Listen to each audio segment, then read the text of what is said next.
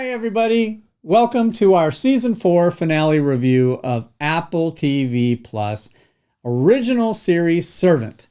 My name is Bill, and I'm with Sonia. We are joined today with Sonia's son, Dylan, and his girlfriend, Nicole. How are you guys doing today?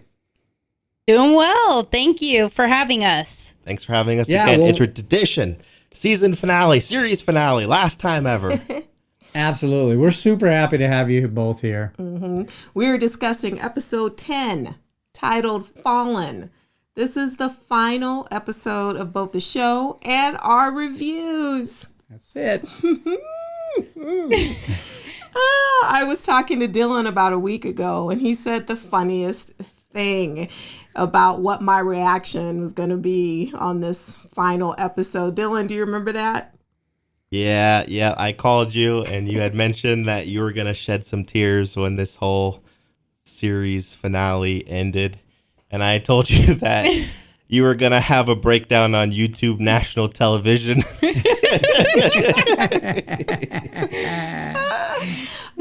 is that a tear?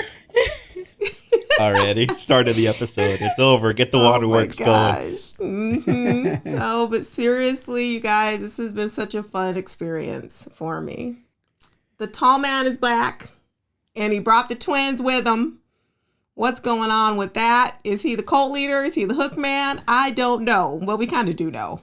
So let's just get into you guys' overall thoughts about the episode. What did you all think? I liked the episode. I ended up watching them both back to back because I was busy last week. So I watched episode 9 and then immediately episode 10 directly after, including the behind the scenes as well. I liked episode 9 a bit more than episode 10, but I like that we got more answers from episode 10 than episode 9. There's still a couple things that I wish they would have clarified a little bit more, but I think I'm nitpicking a little. Overall, they had to end the show, so I think they did the best job that they could and gave us all, at least a lot of us, what we were hoping for, best case scenario. Do you think they kind of left us on a cliffhanger? Yeah, I think that maybe there's a spinoff. Maybe not Apple TV. Maybe Amazon Prime. Maybe HBO Max. That would be so great. A Julian spinoff? Yeah, make it happen. I think, they laid awesome. the groundwork. Maybe a standalone movie. Maybe 10 years from now, they're going to pull a Sopranos, and there's going to be a Servant 90-minute Hopefully it won't special. be as bad as the Sopranos movie. Because that was awful. Oh, gosh. Well, I really didn't see it as a cliffhanger, though. We know exactly now what the church is. And now that Julian is the servant. It's pretty obvious. I think they explained that stuff pretty straight out, so we don't have to worry. What about you, Nicole? I feel like I liked the last episode pretty well. I liked it more than the overall season. I think it was probably one of the best episodes, along with episode 9 was pretty good. So the way they ended it for me made me happy. Yeah. It really did. You didn't really like this season, right? No, I didn't. And I feel like I wasn't into it. So a lot of it's kind of a blur for me. But the last 2 episodes, I'd say, they made up for it. For sure. All right. Good. I agree this was the weakest season. So season 1 was the best. Yeah, season 1 is that's top tier television right there. That's bam, set the bar high, and it was hard for them to get any higher than that. But yeah. With the circumstances, I feel like they did a good job. I thought it was really nice to have an episode where we didn't hate Dorothy. Yeah. Yeah, there was even a point in the show where Bill even said, I don't hate Dorothy right now. And I'm the biggest Dorothy hater ever. So I was like, hey, all right. It's kind of refreshing. Dorothy. So this final episode was written by Laura Marks and directed by Veronica Franz and Severin Fiala. Let's just talk about the choice Dorothy had to make, right? That's how the episode starts. You once told me that you would do anything for Jericho. Well, then here's your chance. All you have to do is say yes. Basically picks up exactly where we left off in the last episode. Say yes. Come on, say yes. What do you guys think Dorothy was going to choose before this episode started? Do you think she was going to say yes? I never thought that she was going to say yes, just because, I don't know. I feel like she actually, when the realization hit her and she recognized what she did, I feel like she didn't try to hide from it, and she'd be making the same mistake for a third time. So I think she was able to actually grieve in a short period of time. But I almost was convinced that she was going to say yes, only because it was so quickly after she just remembered. Like, not even 10 minutes has passed, Right. and she's already faced with another decision. And then obviously after she gets the realization that she left the baby in the car and Jericho wasn't real, I think she also made the same exact realization that she realizes that Leanne brought back her baby for real. Yeah, we see Dorothy. She even says, I need a minute alone when Leanne's asking her about it, which is expected because she needs time to process and digest this Faustian bargain, right? That is being presented to her. So it's, new information to her. Yeah. And it's been kind of suppressed, right? So, yeah, I agree. It was kind of like happened really fast, like Dylan said, We see that Dorothy, she now, because she remembers, she feels safe around Leanne, since she remembers, and she even, not that she knows the truth, and she tells Sean and Julian to go wait in the car. What are you two go wait in the car? No, you're fucking kidding. What were we going to say? I was going to say, what were we going to say, Leanne? Yeah, Leanne, Leanne. what were we going to say? Come on, I Leanne. was going to say, No. part of me thought she was going to say yes to Leanne, but at the same time, I think Dorothy has known, maybe not to the fact of like knowing for sure, but like even when she was going through like her planner and stuff, and that might not have been in this season, but I think she's always known.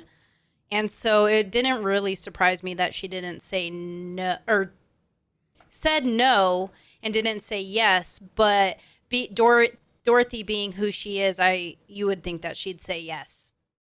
Yeah, agree. But, Dorothy asked Leanne, what are you? What are you? That was kind of a surprise, right? Like, what do you guys think Leanne is still?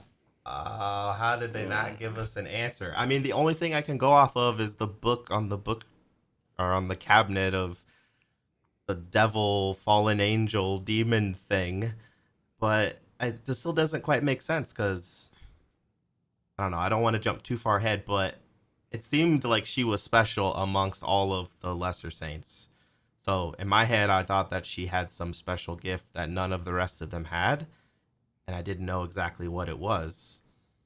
And they didn't really tell us directly when they could have when she asked that question of Leanne. But yeah, I don't know. I just guess she's a devil demon thing. See, I feel like they explained what she is, and we'll talk about that later. But let's talk about Julian, how he threw out the nonsense about, the stolen baby being hidden in the house We again. know she could have the stolen baby hidden in the house somewhere. I don't. And now that Dorothy knows the reality of the situation, there's no baby here. Like, Ouch. she even says that, right? Yeah, ouch. Dorothy says there's no baby here. There's the only baby there is Scary Jerry.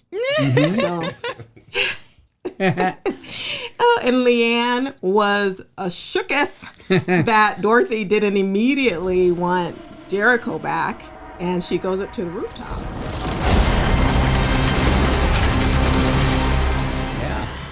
Yeah, she's up there screaming at God, or we assume God, right? Yep. About, why can't you, this is the one thing I wanted, why couldn't I have it? And then she looks down on the street and she sees a tall man with the shining twins, right? And, what are they, do they mean sacrifice maybe? Maybe they mean sacrifice. That's what I kind of got from it. But, just from Christianity and all that stuff. What do you guys think? The pillow of sacrifice, just watching her, like, what do you think? Yeah, I didn't quite understand that. It was almost like they were just watching her, and I guess you kind of get a reason why they were there in the final scene, which I know we're going to get to, but yeah, definitely they were playing up that whole her screaming to God on the rooftop in the rain and the storm is coming for her and all this is because of her. So that's why I feel like she's some type of devil, because why else would she be cursing God?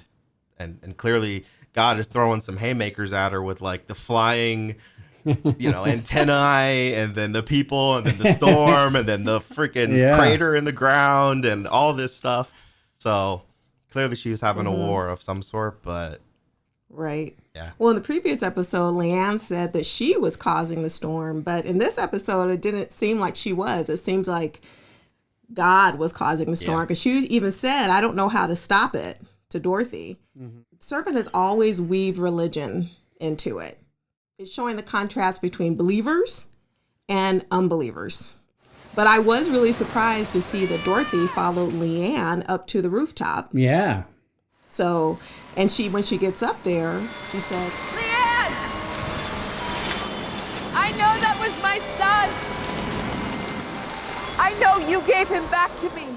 Is this confirmation that Leanne is supernatural, though? So here's when Dorothy made her choice. And I can't let you do it again.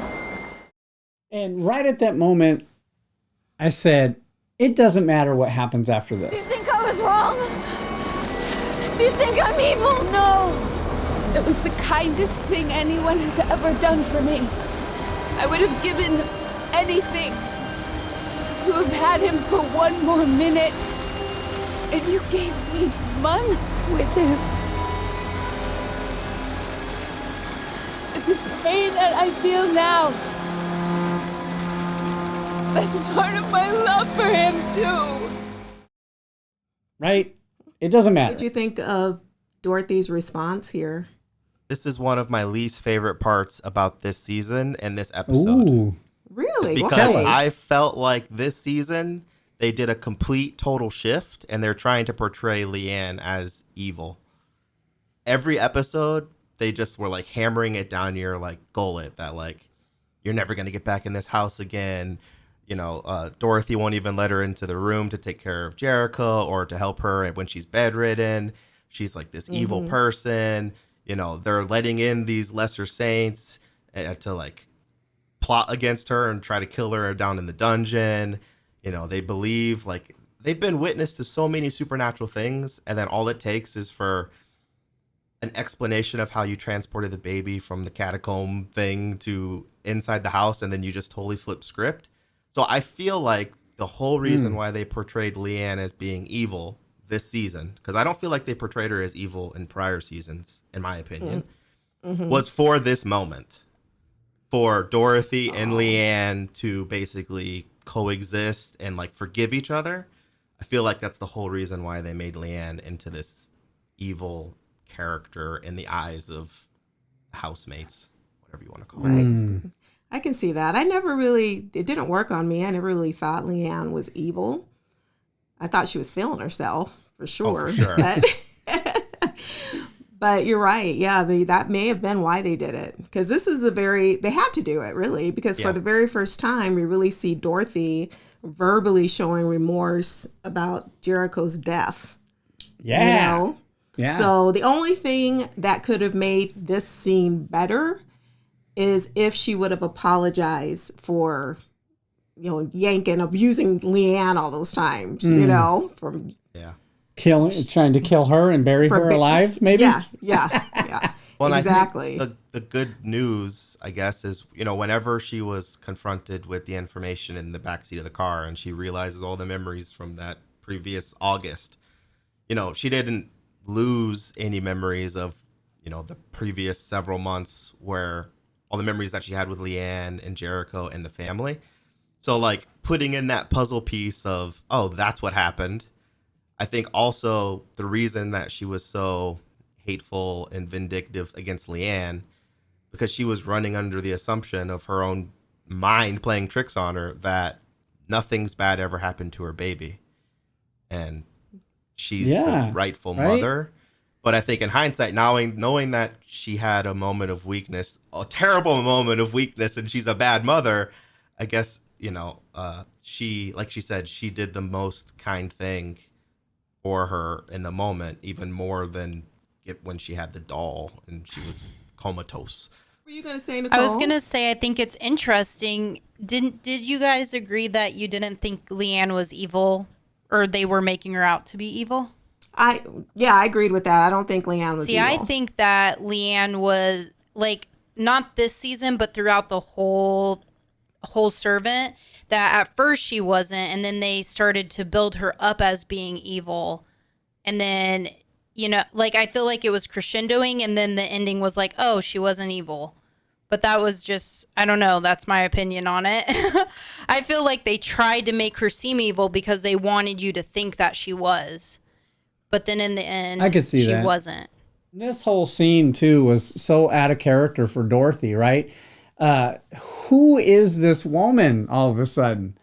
All these seasons, she's so, And now Dorothy reassures Leanne that she's not evil. And, I don't know. I've seen comments questioning, when did Leanne die? Like, is this scene, in the scene, like, Leanne spells it out, though. She says she was there. She was in a fire, and Uncle George brought her back. Not to mention, it's been mentioned in the past, but this was obvious, right? Do you guys remember them telling us about that? Yes, I do. And I had questions about that because I feel like they might have contradicted themselves slightly.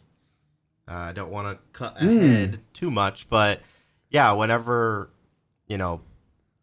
the gravestone or whatever, and I was under the assumption that she was brought back to life and burned in the fire with her parents, that she may or may not have started or may not have cared. Clearly she didn't care from that other scene, but I didn't understand the second to final scene. She mentioned specifically what, like, she's kind of like speaking metaphorically to her dead, deceased mother. What did it feel like to burn in the fire? Well, you burned in the fire. Like, right?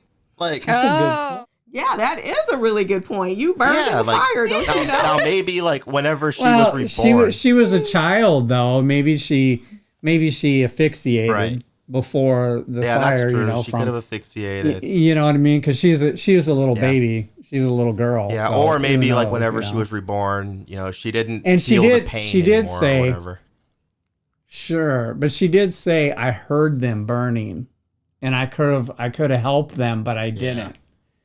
So who knows what happened to her? Maybe she just passed out and from asphyxiation. Mm-hmm. So that's a good point, though. That is a really good point. That's a plot hole. Mm-hmm. That's a question. I said that's a question. Yeah. There's still lots of questions. There's a lot that's left up to interpretation, in this episode. But can I just tell you guys again, I really like this awake Dorothy. Yeah. So the Dorothy, the reality Dorothy's been living in for the past year is not the true reality. Mm-hmm. So now, Dorothy can sympathize with Leanne since she remembers meeting Leanne at the pageant as a little girl. Yep. The other Dorothy would never have tried to compare herself with Leanne to what she did to Jericho and ask for forgiveness. Yeah. No. And I'm tired of trying to be. Can you forgive me? A mother who killed her own child? What did she say? I would have been so proud to have a daughter like you. Oh, that was Leanne's moment of the whole series right there. Yeah. That was the moment of her life. That moment for me in particular was very touching. Yeah. Dorothy was really generally kind to her in that moment. And Leanne needed that. Leanne deserved that. Yeah. Leanne's been through a lot. She deserved that. For sure. She deserved a lot more than how she went out. Yeah, and I like the fan service because I don't know exactly which seasons, or I think it might have been in multiple seasons, but whenever Dorothy, she would pull out those old news tapes of that particular pageant where Leanne was a contestant. I think that was in at least one previous season, if not multiple. And then to have in this season, to have her go through the tapes and do some like investigative journalism with that guy, and then see that Leanne was not only at the one pageant, but has come to visit her for years on the same day, almost as if she's like a daughter figure. For it to finally come full circle, it's like playing a little fan service to the people who've been watching the show and continuing the arc, where I thought as soon as, you know, she saw her in a pageant that was just the end of that. It was just a little, you know, little sideshow that was ended, but they came back to it. And then you get another Leanne Dorothy moment at the end that was payoff for all those DVD tapes. I just noticed that, like, you notice how well Dorothy was walking around this episode? Like, she wasn't burdened as much, and she could, like, actually move. Yeah, once she got out to the car and had her little spelt fit, she could move real good. Yeah. It was like she was healed all of a sudden. In the final season, she was miraculous. Or in the final episode, or her final walk, she miraculously was healed. She was walking right. 10 years younger. I was like, hang on, she's hobbled. Well, I mean, her accident was kind of caused by Leanne in the house. That's true. So once Leanne, once was. Leanne's gone, she's healed because that curse is gone. Yeah, she was forced to heal up real quick. It's just that delayed healing from those lesser saints rehabilitators. Well, even Bev and Bobby even mentioned, I've never seen anybody heal as fast as you. You know, so, I think her being at peace has a lot to do with it. Yeah. So, and her being at peace shows in her clothing too. The costume designer, Carolyn Duncan, I think was her name. She specifically stated that they purposely overdressed Dorothy. And so, like, the worse things got in the brownstone, the better they would make Dorothy look. So before, Dorothy was always wearing, like, bright, wild prints around the house. But towards the end of this episode, we see she's wearing solid color clothing, like a sweater and, very subdued clothing, I think, showing that she's calm. Well, this kind of sets things in motion for what Leanne does later. Because for now, Leanne thinks she's too dangerous to be around, right? Since the lightning strikes and the weather pole, like Dylan says, comes flying at them, which you predicted. You were like, it's about to fly at him. It was shaking. I was like, oh no. I wonder if that scene was inspired from the movie The Omen, where Father Brennan, the priest, was impaled by that metal rod. Dorothy convinces her to head back inside. And we see Walker on the news reporting on the storm, and Sean and Julian listening to the news in the car. True to form, Julian says, "We get it. It's Armageddon."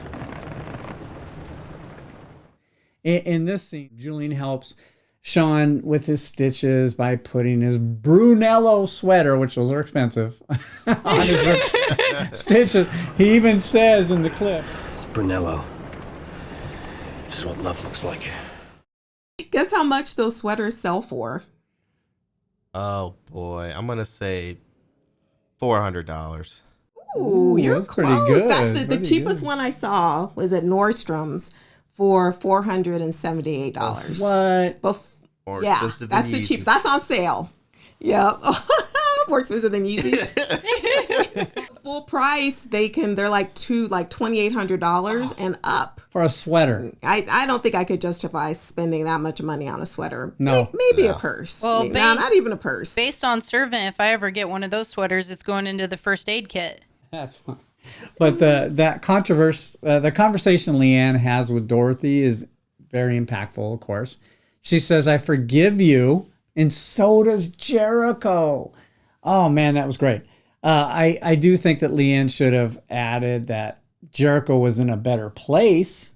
Yeah. Right after this, we see Leanne was washing Dorothy's feet, which is a big thing in Islam. What'd you guys think about that scene, her washing her feet? Did you notice her kissing her head while she's washing her feet? I did notice that. I didn't really.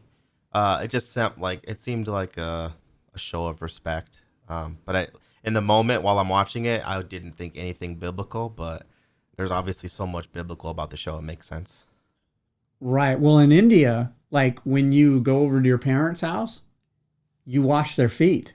Huh. Like just to have dinner or whatever. You know, you wash your parents' feet just to show respect. Dylan. Yeah, Take Dylan. Come wash my. I'll get you a foot spa for your birthday. Let's talk about Leanne sacrificing herself. My first thought was that Uncle George's initial plan of Leanne performing the consecration on herself was right. Like initially when I saw him in that episode, I was like, that's your plan to have Leanne kill herself? But you know Crazy. what? It was a good plan. It was a good plan. You know, so. And it worked out. Yeah. What'd you guys think? Okay. I'm going to go based off of that as well. So, the whole show, there's been this, they've been talking about the blade that Leanne uses seems to be ultra important. The dagger. The dagger, yeah. Yeah. But, when she gets taken down and being interrogated and strapped up to the chair by Uncle George, the blade is always heated, right? It's always red hot. That's true. But in the final scene, it's just not. It's just room temp. I was like, okay, all right, so it's room temp, but okay, I'm gonna give him a pass because the house is on fire. Because the house The is on roof fire, is right? about to be on fire. So I was like, okay, so I'll give him a pass on that. But then when he's basically saying like, oh, you're so powerful. You're the only one who can do this to yourself. Let's not even pretend like I could even touch you, right? So he specifically says you need to, shoulder to wrist, and then both the eyes. And I was waiting for those eyes to get poked out. And I was like, okay, that blade needs to be on fire and she needs to stab herself in the eyes. But she did kind of do like the perfume thing or whatever. Well, because in the original, okay. it was do the eyes first, then the arms. Oh, okay. Got it. So I got it backwards. So, yeah, they were a little weird with that, though, yeah. I think, in there. Okay.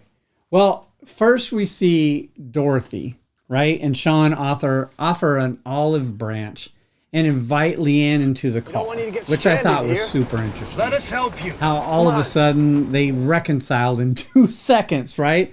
And they should have done this a couple episodes ago, I think. Really, I do think that. And then Leanne tells Julian, take care of them for me.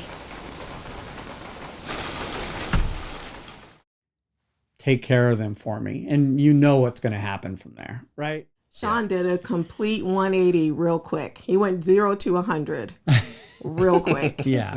So. And she shuts and locks the door. And your thoughts are the thoughts on Leanne, like closing the door. Like, what do you guys think on that? Did you realize at that point what she was going to do? I mean, I figured that I didn't know that she was going to light the house on fire and, the exact, step she was going to take to end it. But we did. We knew it because we watched that end of scene thing last time where she threw the match. Oh, God. And they showed her throwing the match from the top. So we knew she was going to burn the whole place down. They kind of gave the whole thing away. They gave it away, yeah. So I didn't see that. So I figured that she was going to stay at the house and there was no chance that she was going back to the car. And, clearly, it was nearing the end of the episode. So I figured something eventful was going to happen. But I didn't call, her burning down the house and then performing the ritual on herself. I didn't see the ritual either. And then she says, you know what? Uncle George left something for me in the house. She was referring to the dagger. Is something that Uncle George left for her. Right. I didn't pick that up at first either. Mm-hmm. And she takes that dagger that she used to kill Uncle George with and then apologizes to his burnt to a crisp corpse. I got a question about that too. So the the two corpses, what was it? Aunt Josephine was the first one, right? Behind the wall. Yeah.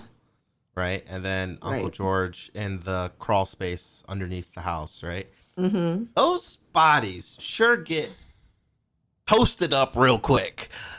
Like they look like they're, extra crispy fried in oil, but it's only been a couple weeks. So I wonder if it has something to do with, and I know we're going to talk about the last scene, but I wonder if it has something to do with the fact that they've been resurrected, that they like decompose quicker. Because they decompose way too fast for like a normal human body. Because they're like black and charred without ever being. I guess he got lit on fire, didn't he? Well, yeah, but we don't know how much they Josephine burned. We don't know how much they burned Josephine either. She could. That was off camera. She could have burned her up. You know. That's true. Fire ain't no joke. Okay, I take Fire it ain't no back. joke. But and then this scene next, we see Leanne like pouring gasoline across the house, which we had kind of predicted because of the whole M. Night thing. She lights the match that we saw in the preview from the top of the staircase. In the behind the scenes thing, which I think they went too far with. They shouldn't let us know that much. But anyway, it was still great. Nicole and Dylan, like, what did you guys think of that? You guys didn't watch the behind the scenes, or did you? Yeah, the one after episode 9. Yeah. Mm-hmm. Yeah, we watched it. I thought it was cool. I was surprised that it happened after episode 9. I figured it would be after episode 10 as well. Like, right? Kind of like a finale type thing, like explaining their creative choices. Because, and they always, you could just hear M. Night talk about, the way that they shot the certain camera angles and the actual name of the techniques that they were using and all that stuff. So you can see, like, they put a lot of effort into the cinematography, and it shows in the show. Yeah. Like, there's so many cool scenes where, they're going through the windshield glass, and then you're inside, and then, there was a cool scene at the end of this episode when the end of episode 9, right before the preview thing, or the behind the scenes starts, when she's asking Dorothy to say yes. And we have, like, a surround sound, and the left rear surround sound is like, I've never heard any television show use the surround sounds like that particular scene. Wow. So I almost got more out of the fact that he was talking about like the actual techniques that he used filming, because that's one thing Apple TV does well, but especially Servant, is they go for like high production value. So like maybe it's not like all this crazy CGI or anything like that, but it's like tasteful audio and cinematography. That's a good point. That's my takeaway. Yeah. That's a good point. I'm glad you said that. I agree with Dylan, and I think one of my favorite scenes that he talked about in that after scene was how when they were telling Dorothy about everything, or in the car, when they were in the car, and how the camera like zooms in and it makes it look like she's losing her mind, basically. That was one of my favorite things that they talked about as far as the filming goes. Mm-hmm. Yeah, Bill had made that comment last week that he felt he got more out of that behind the scenes with M. Night Shyamalan than the actual episode. Yeah. So, yeah. But I now, agree. Yeah, right? I agree. But now we see the sofa and the reborn doll catch fire, because Leanne lights, she lets the match go. And Scary Jerry is melting. So, Scary Jerry. That's an expensive reborn doll. Yeah. That single moment will match it. I don't know. It meant no more lies, right?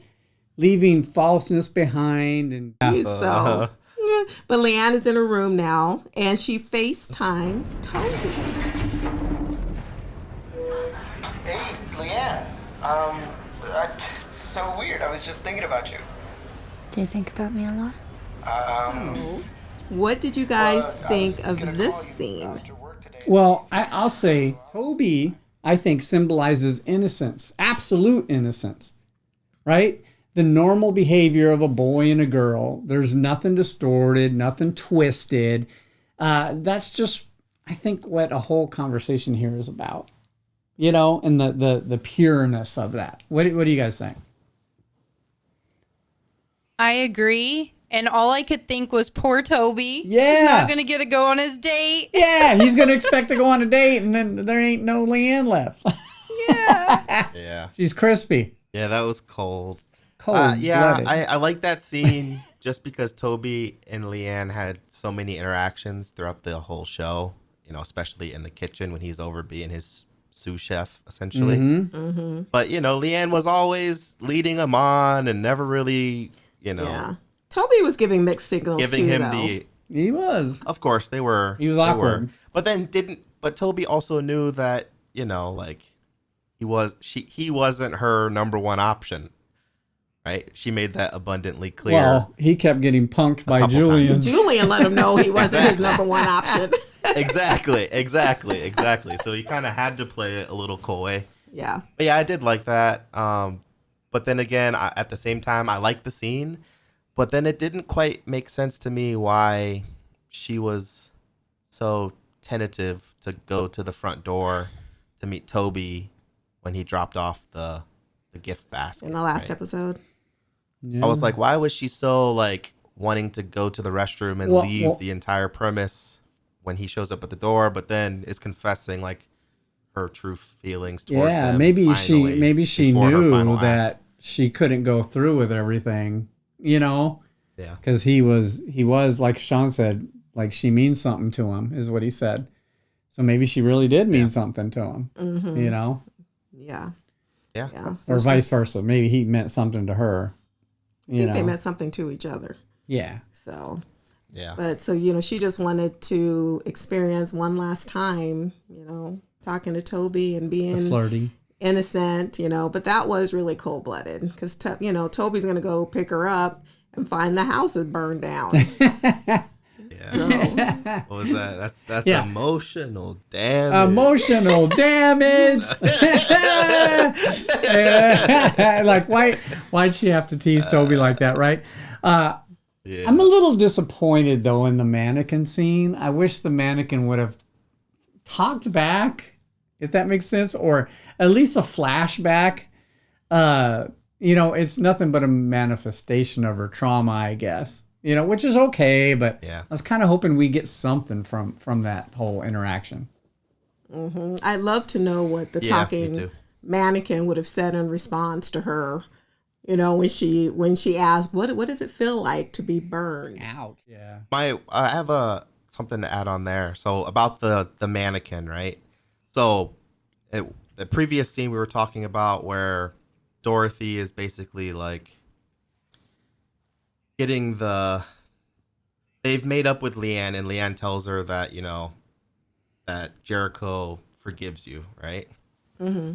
To me, is she saying that just to be nice, or does she actually communicate with dead people? Right. It'd been nice if she Because had if she said. can communicate with dead people, although it's a baby, it can't talk. I get that. That's what I meant by, Then the mannequin might have some internal dialogue. Right.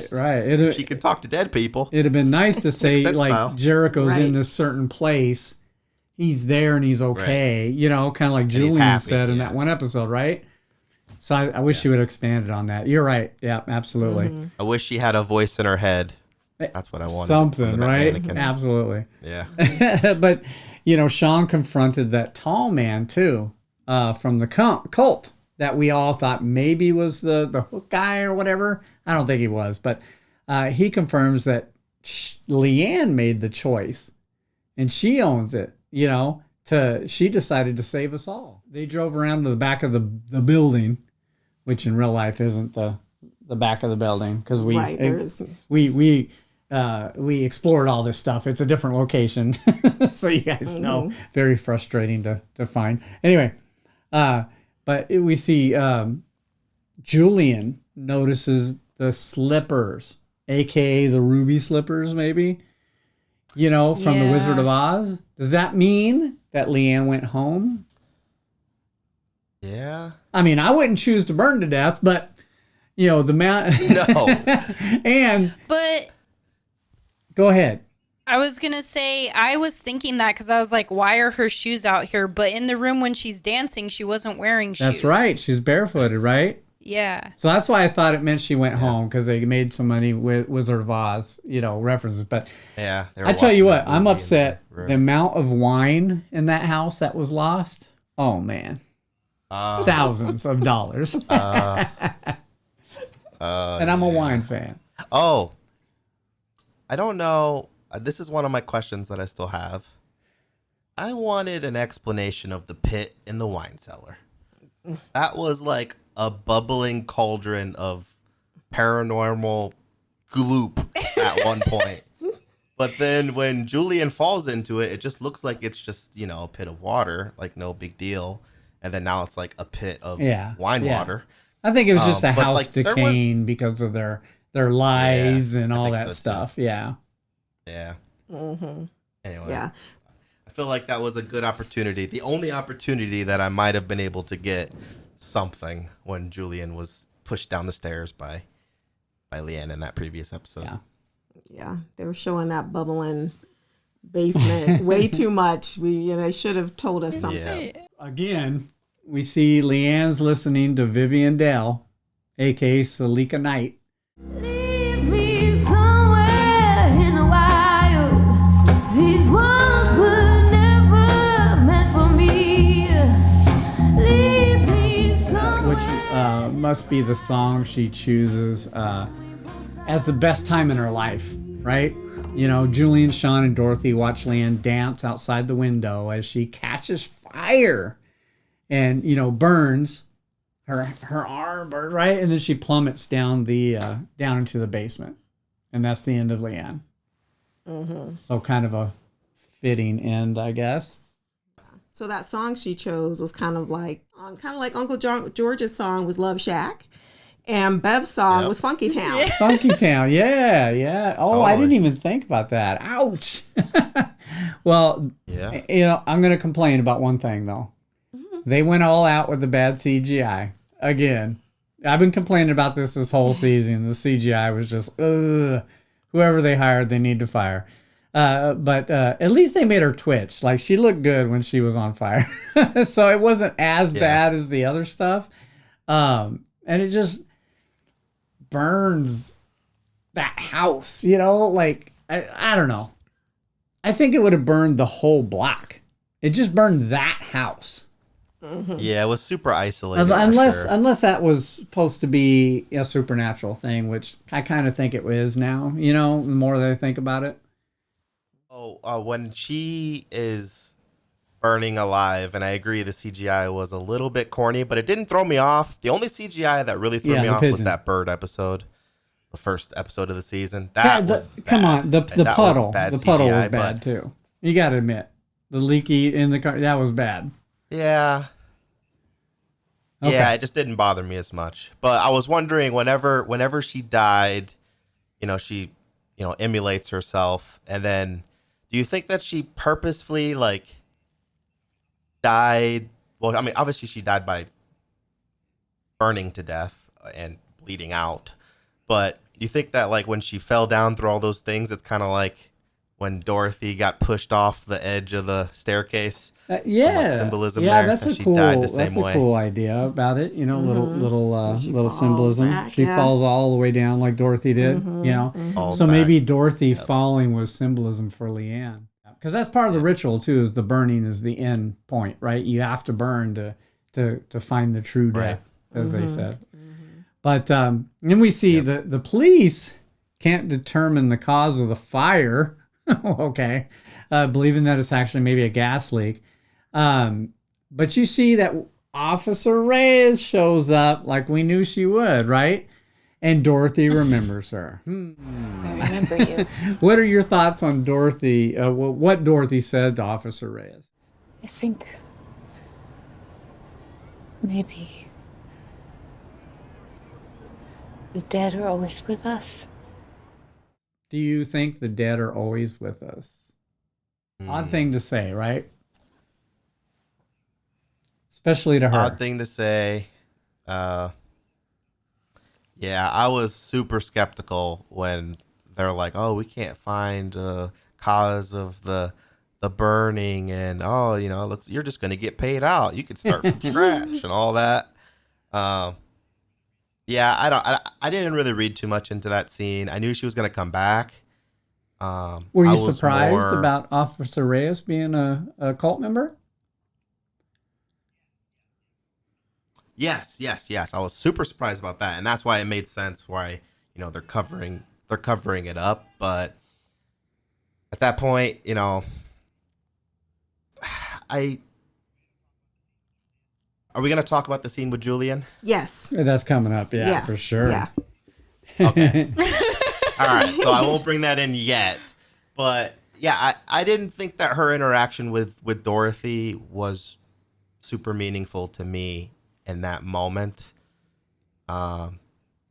Obviously because we didn't know that she was a cult member quite yet. And I didn't read into it remember, at all. Dorothy says, "Hey, I remember you.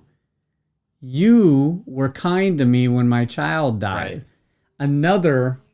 That's all we wanted from Dorothy, really, was her to realize that she killed her baby and she messed, and this was another recollection of that. And she actually thanked her for being kind to her in her lowest moment, that was, I thought that was great. Mm-hmm.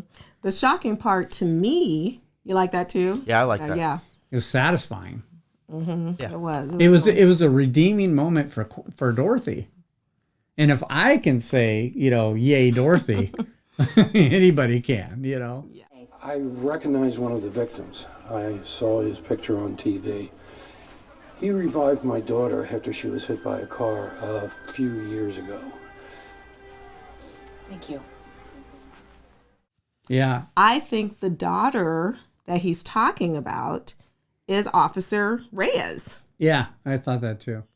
I got in a bad wreck. I don't believe anybody When I was was cult 17. revived anyone. I feel like I remember very vaguely. Like you mentioning it, I kind of do remember something like that. I mean, it makes sense.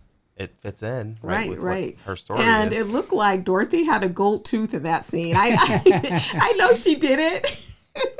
I know she did it. It just must have been the way the lighting was hitting her teeth. But anyway. Well, why didn't they find Leanne's body though? That's a big mystery. Did she just?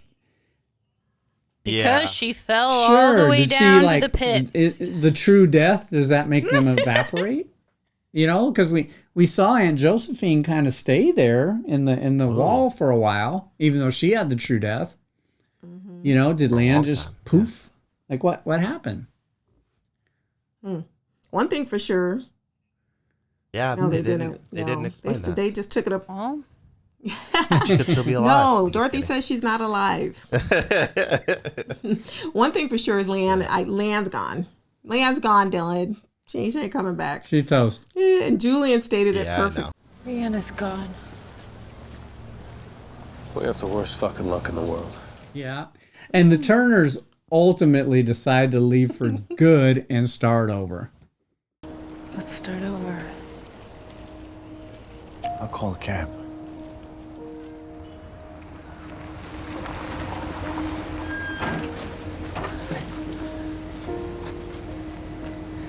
You never gave up on me. Thank you. It was so satisfying to hear Dorothy say that, though, wasn't it? Oh my God. About Sean. About Sean, yeah. Saying. Yeah, she said that Sean, you Yeah. never left me, you never gave up on me. It's finally. And all you Dorothy haters, ha ha, I hope you feel bad. There's tons of you out there in the servant group talking about Sean's up to no good. He was a saint. Anyway, that's all I'll say about that. It's about time. I still love you guys. Yeah, Yes. acknowledge He was Sean. definitely But you know, we are Team Sean. Yay! We have never wavered. No. Never. I loved how this last scene when they left in the yellow cab is similar to the way Leanne arrived in a yellow cab in the very first episode. Yeah, I thought that wraps it all was- up, right? And as for Julian, Yep. he's approached by Detective Reyes. Julian. Can I have a word? I already answered all the police's questions. What is this? We need to talk. About what? It's over. Christmas. Last year. Your heart stopped. Right? She brings up the kiss of life that Leanne gave him when he passed out and his heart stopped last year, right? And she also tells Julian that he's destined for a higher purpose and decides that they're a family now. So this just tells you, she explained everything right there. So if you guys don't realize that, think about it. Watch that scene again.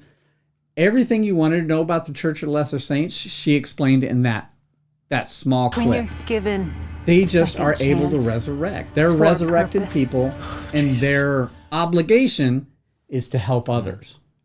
That's what they are. And then Leanne decided to be selfish, and that's why the whole world was going to fall apart. You know, it's like if you're resurrected, you have to serve. You know, just like we see now, who's the servant? Julian. Julian's the servant. Yeah, that's what they made it sound like. I got a couple things I need clarification on here. 'Cause maybe I'm just getting this wrong. So I definitely think I got the impression that after, Julian was approached by, was it, you said Officer Reyes? And basically told him that, he died of that drug overdose in the bathroom and then was resurrected. And that, he basically, I almost felt like whenever you get resurrected by the Lesser Saints, it's almost like you owe them a favor. You have to do something. Like, not so much that you have to devote your entire life to helping people, but like almost like they can put you on assignment anywhere and you're required to fulfill your obligation before you can live your life normally again. And it will never be completely normal. You're part of this family no matter what. But what I didn't like and what I don't quite understand is based off that scene, that basically makes it sound like most, if not all, of the Lesser Saints have been resurrected at some point. Obviously, someone wasn't because someone had to start it without dying and have who knows? Power. Like, who knows? Maybe the first one was resurrected and they were like, right? I have to do this. Who knows? But who resurrected the first one is what I'm Him. saying. Like, someone had to have stayed alive and had the power to resurrect. Him. Yeah. Okay, him. Okay, so, but I like that, right? So then I was, talking to Nicole and I was like, there sure are a whole lot of dead people resurrected in this town. Yeah. They're everywhere. They've infected every single occupation.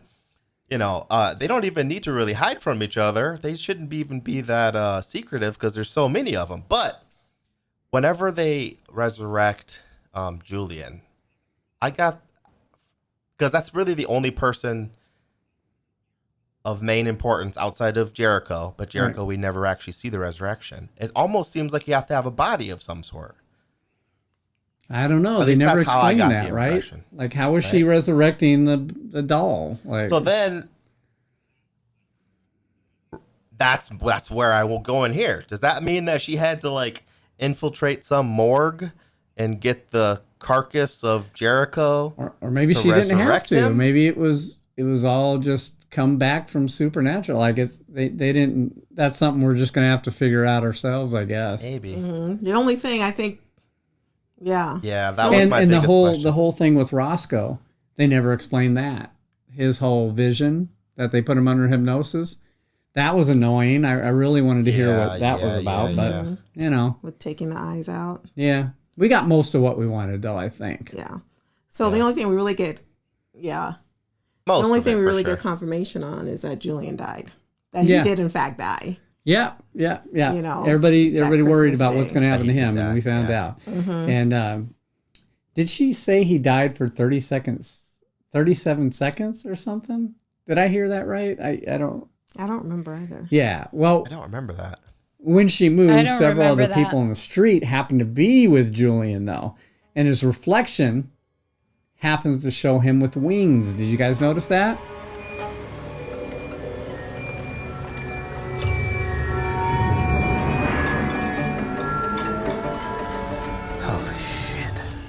Yeah, so in a neat little motif, Yeah, Julian yeah, yeah. curses to himself, like, oh shit. As as the episode goes out, like, he understands he's the servant now. Isn't, I could be wrong, like I haven't done any research into religion, really. But aren't basically like demons fallen angels? Kinda, yeah. Isn't that kind of Yeah. like the whole biblical story? Interesting. Was like, I mean, demons were fallen angels that are basically disbound from heaven. yeah, and it's live kind in of the like they underworld or they amongst fall from humans, they're right? angels who decide to not follow the heavenly order. Fall from So grace. then they, they're Right. not following the program. So I guess this is why I kind of feel like Leanne is a demon of some sort, and I feel like all the lesser saints are demons, because the angels only make sense for one reason, and Well, that's to kind of depict them as think an about angel it. or a fallen Leanne, angel. I guess you can kind of say that. I don't necessarily say they were angels or demons. They were just resurrected humans. But, Leanne wasn't following the program. The other lesser saints were following the program. Yeah. So if you want to say it like that, you could say Leanne was a demon. That's why the world was going to end, because she wasn't following the heavenly order of what was going on. Right. The other ones were. But I guess in my head, I'm thinking like, okay, they might have like a certain code to do good, but I feel like isn't like just the fact, if we're going to, live in this imaginary story of servant, right? Isn't the fact of cheating death, of being resurrected, wouldn't like God look down upon you? Aren't you like cheating the natural way of life? And then the way that they operate, like whipping themselves and then, killing people and it just seems like they are devils that are trying to do good, if that makes any sense. That's how I don't know. I mean, that's interesting. I didn't see it that way. I just saw it as they're ultra devout at that point because they know. You know what I mean? Like they're resurrected and they're sown like, hey, there really is good and evil. There really is a heaven and hell. You're given a second chance. And it's your job. It's your obligation. Right. Your only purpose now to help others, to serve others. And if you don't, you're gonna get jacked up. We're gonna cut your arms and we're gonna send you back. But who knows? Right. But only Jesus was resurrected, right? He's like the only person that's ever been resurrected and been okay. And that's because the big man was God. I'm gonna stick with how I think that they're good, but I think that they are. I think that's the point. There's fallen good angels. and bad in everybody. Because then how do you explain the wings? You just explain the wings as them being, angels, like being of purely. I don't know. I don't got a good answer for that. I don't think. I mean, I think they were overall good at the end, but as long as they followed the law. Yeah. The law of the right of the religion, I guess. What did you guys think of the episode overall? How many Uncle Georges would you give it? I liked it. Yeah. Oh, out of 5, right? I'll give it. Okay, that's pretty good. What I was going to say 4 too. Uncle 4 Georges. Uncle Georges. You see it on my shirt here? I got it right here. 4 Uncle Georges. I didn't see that. Hey, I'm gonna give it 5 Uncle Georges. I loved it. I feel good. I feel really good about the ending. I don't feel disappointed at all. 5. That's only 3 episodes this season. I've gave 5. So, Nicole. This episode 4? I would give That's pretty good. a 4. That's pretty good. You and I. Yep. Yeah, 4. Me and Nicole, right here. I think it was kind of messed up though that the ending was like the ending, kind of like the ending from that movie Knock at the Cabin. If I have any criticism at all, It's kind of straightforward, right? Yeah. There's not much of a twist. Yeah, we watched Knock at the Cabin. I think the twist is there wasn't no twist. Did you notice that they have food on their shirt? A lobster. I saw the lobster and then the pizza on Bill's shirt. This is servant shirts. What? Well, that we made from episode 1. Remember when he made the lobster ice cream? Lobster ice cream, and then the margarita pizza. Oh yeah. I don't know if you can really see it. I think I might have to get up a little bit. I can see it. No, you're good. You're good. You can see it? So, but yeah. When we were talking about the M. Night Shyamalan twist thing, I feel like the twist was at the end of season 1. You know, the doll and the baby. That's the twist. It just happened so early in the show that it's hard to top that at the season finale. Yeah, at the end, there wasn't a big twist. Everybody thought it was like dissociative identity disorder, or it was a dream like the Wizard of Oz, and all that kind of stuff. And I think Wizard of Oz stuff was just like a real brief description of some of the things in there. Like her going home after she believes and realizes, and it wakes up. I think it was fan service. For sure. It's like, because Dorothy in Wizard of Oz wakes up, right? And when she wakes up, she's actually home. Well, when Dorothy wakes up, there you go. The show ends.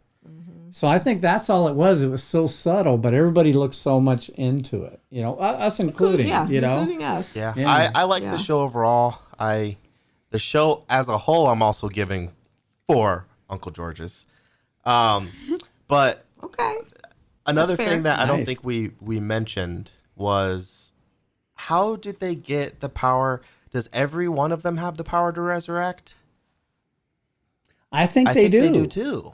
And I wish that they would have given us just a little bit more information on the formation of the Lesser Saints and how they're all blessed, or some of them at least, are blessed with the power to resurrect people. Yeah, I agree. That would have been nice. Like, who gets sent to homes and who doesn't. Right. But Leanne was clearly, in my opinion, the most powerful of them all, I think, throughout the entire show. Well, you know what I think? I think one thing, and this may be just me thinking, but once she decided to step off the path, she became more powerful.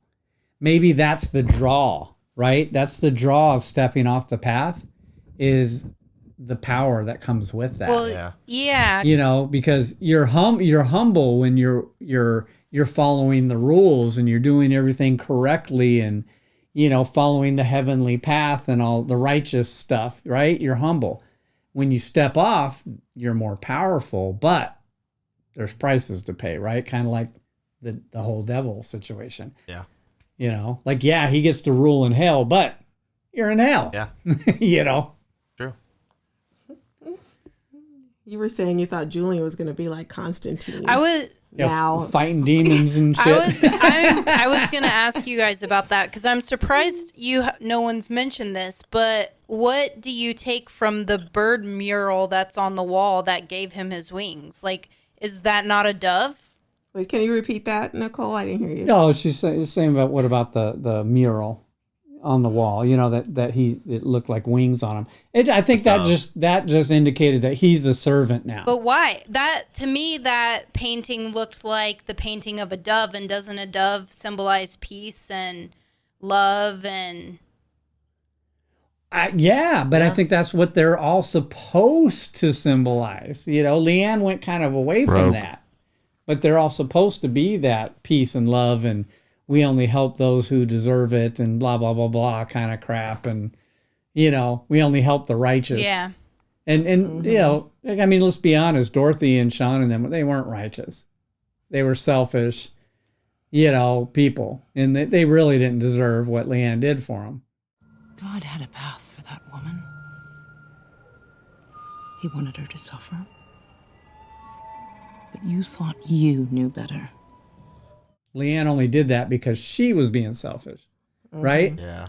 So I that's what I think it was about, but who knows? I mean, that's a good point. I don't remember because I haven't watched season 1 in a while.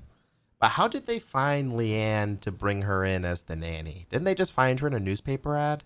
Well, no, they put an ad in the paper, and she. Oh, and she And she responded and responded. showed up. That's right. Yeah. That's right. Okay. Yeah. Okay. Yeah. Yeah. Yeah, I'm just trying to think of like something they could have done that could have shocked us with like a twist. And I was thinking like if one I of think the the members twist of was the whole family. Officer Reyes thing. That Well, I was a think good the twist. twist was that she knew Dorothy, and she had been seeing her every year, every day each year, Right. and that she interviewed her when she was a child. That's why she, you know what I mean? Yeah. That was the big twist of that. That was. I think. What do you guys think is your big takeaway from the series? What'd you learn from it? What can we all learn from this series, from the Turners? Let me start and give you kind of an example. I think the whole thing was to be open and honest. If you're hurt, if you're feeling something, like let it out. Don't let it build up and fester and decay your soul. That's what I got out of it. Mm-hmm. I think one of the big takeaways is the awareness about kids and car safety. There's simple steps you could take to avoid. Don't forget your kid in the car in the summer. This forgotten baby syndrome. I didn't know you had to remind people of that, but I guess you apparently do. you Well, do. there's safety apps and tools that remind parents there's a baby in the back seat. There's the Waze app, which I've never used, has a feature called Child Reminder. We didn't have those. No. Yeah, and we had to rely on pay attention to what's going on. Yes, yeah. There's an app called Cars for Kids. Oh, okay. Cars with a K, like Courtney with a K. And it connects to your car's Bluetooth. And most importantly is about self-accountability, which I think this final episode, Dorothy demonstrated beautifully. She did. I learned two things. First, I learned that Dorothy is my favorite actress on the show. She carried like so many episodes, in my opinion. Even though I hated her half the time, the performances that she put on, like I know she's not going to get nominated for any awards or anything like that, but she crushed it. She crushed it. And both if being she can make evil, you hate her, right? Yeah, and redemption at the end. So she could, and she played hobbled. That's gotta be difficult. Like to fake and not a disability, but fake being partially disabled and still give a performance, even though you're fully able-bodied. I don't know. Even that alone, just the physicality of that is impressive. But my main takeaway is, I think that mental illness is a thing that I think can get exacerbated by people being overly coddling, overly medicated, and not just confronting your issues. This whole show could have just been over if they would have just broken her out of this spell 4 seasons ago after she made her mistake, right? But instead they medicated her, and then they created this fake reality around her, telling her, speaking her all these truths and making her feel a certain way and like she didn't do anything wrong, which I think in the end, made her more mentally ill and gave us great performances while she did it. But in the end, I feel like we need to stop coddling people and just get to the point. Can't live in fantasy world. That's my takeaway. Yeah. Kind of like That's Wizard of what Oz, Servant right? is. That's the whole point of Wizard of Oz. Yeah. I would say that my takeaway would be, through life, you're going to always have obstacles, severe ones and maybe minimal ones. But in the end, you can overcome those obstacles and walk away happy and, everything's going to be okay. I like that. Yeah, that's good. That's good. Well, this is it, folks.